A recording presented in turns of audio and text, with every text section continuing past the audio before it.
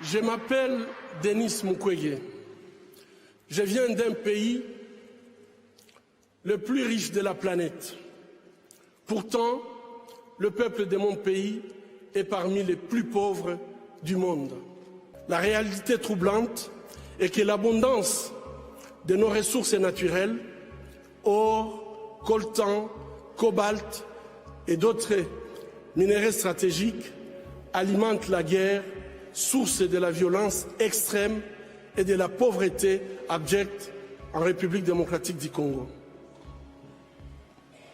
Nous aimons tous les belles voitures, les bijoux, les gadgets. J'ai moi-même un smartphone. Ces objets contiennent des minéraux qu'on trouve chez nous, souvent extraits dans des conditions inhumaines par des enfants jeunes qui sont victimes d'intimidation et de violences sexuelles. En conduisant votre voiture électrique, en utilisant votre smartphone, en admirant vos bijoux, réfléchissez un instant au coût humain de la fabrication de ces objets. En tant que consommateur, le moins que l'on puisse faire,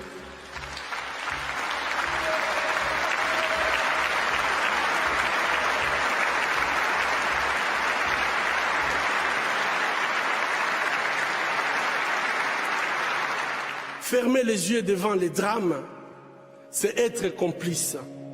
Au moment où je vous parle,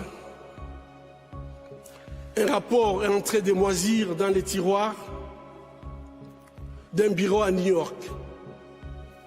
Il a été rédigé à l'issue d'une enquête professionnelle et rigoureuse sur les crimes de guerre et les violations des droits humains perpétrés au Congo. Cette enquête nomme explicitement des victimes, des lieux, des dates, mais élude les auteurs. Ces rapports du projet Mapping, établi par le Haut Commissariat des Nations Unies aux droits humains, décrit pas moins de 617 crimes de guerre et crimes contre l'humanité, et peut-être même des crimes de génocide. Qu'attend le monde pour qu'il soit pris en compte ?